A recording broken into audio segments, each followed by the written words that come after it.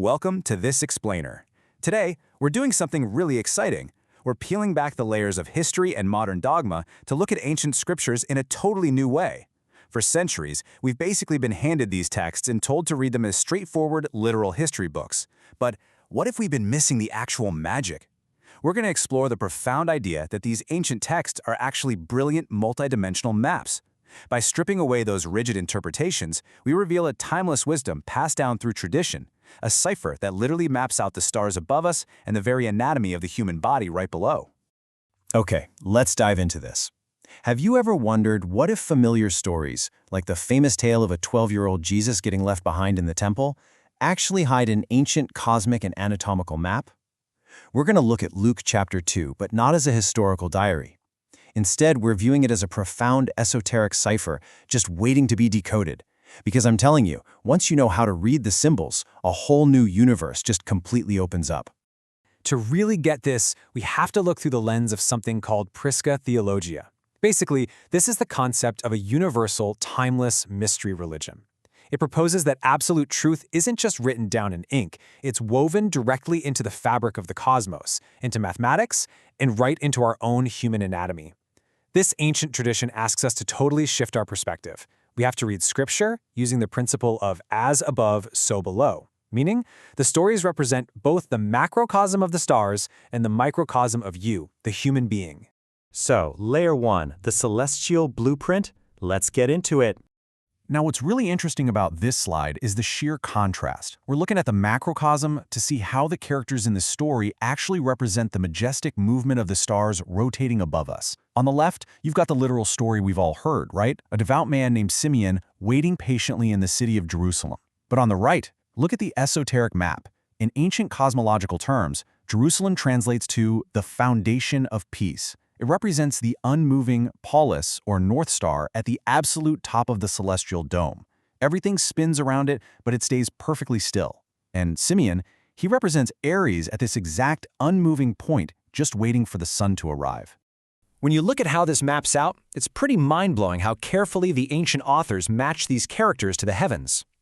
Simeon literally translates to he who hears. This represents Aries, which sits at the high point of the astrological wheel, just like your ears sit high on your head.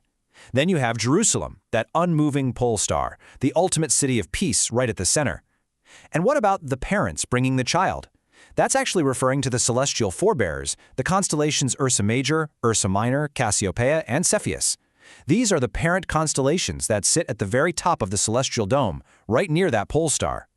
Moving right along to Layer 2, the Temple of the Mind. Now we're shifting our focus from the stars above directly down into the microcosm of the human body. And there's a huge clue pointing to this anatomical map in this ancient foundational verse. Know ye not that your body is the temple? It's absolutely crucial. The temple, where this whole story of Simeon, the child, and the doctors takes place, it is not a building made of stone in the Middle East. It's the human anatomy. And specifically, the sacred temple being referenced here is the human head. And this brilliantly illustrates just how deep the rabbit hole really goes. When the ancient texts talk about the Mount of Olives or the ram's horns in the temple, they're pointing directly to the inner brain. The Mount of Olives corresponds to the sacred oils of the brain, specifically the cerebrospinal fluid. Historically, this was often called olive oil or chrism, and it literally bathes our central nervous system. And the ram's horns? Get this. Those are actual anatomical structures deep inside your brain called the fornix and the hippocampus. And they curl exactly like the horns of an Aries ram. It's just wild.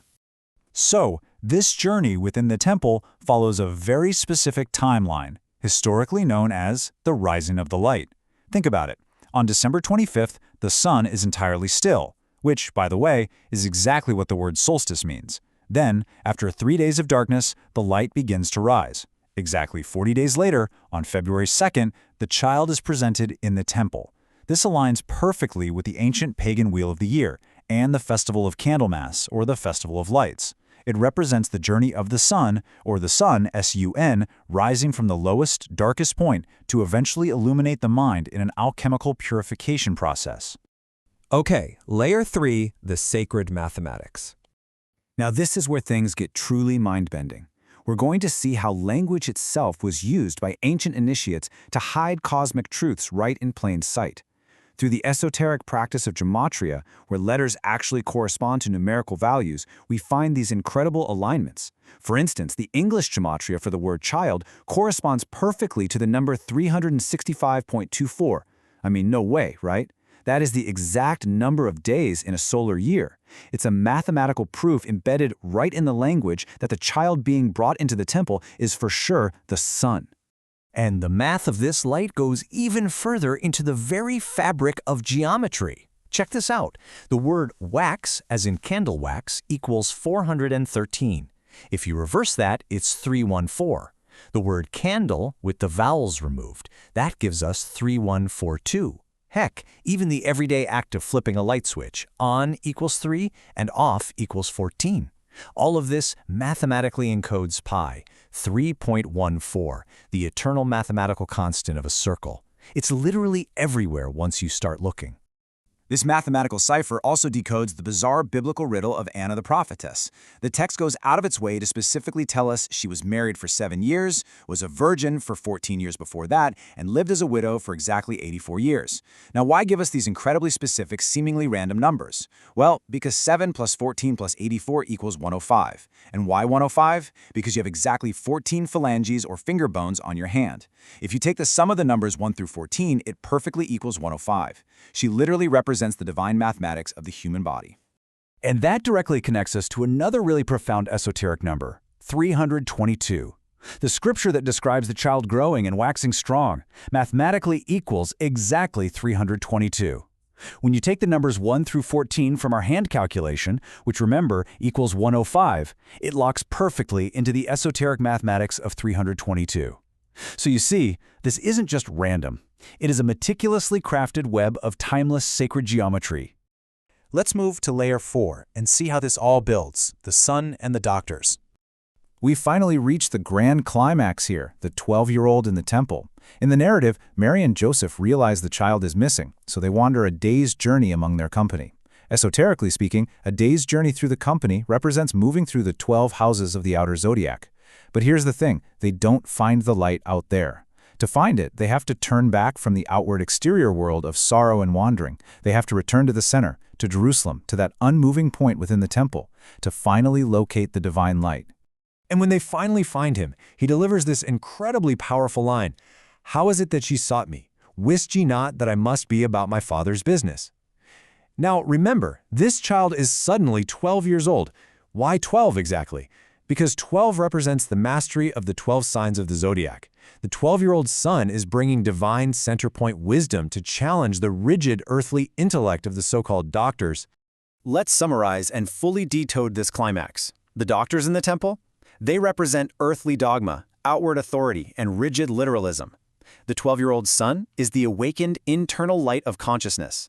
And the Father's business isn't out in the wandering exterior world. It is the absolute stillness of the center.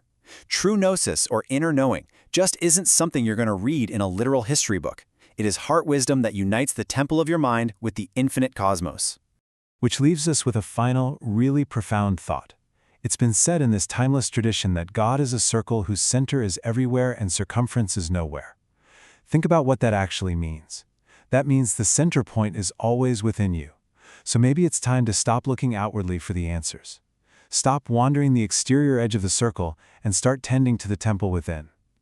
Ask yourself, where is your Jerusalem? I really hope this explainer has sparked your curiosity and given you a whole new lens through which to view these ancient sacred maps.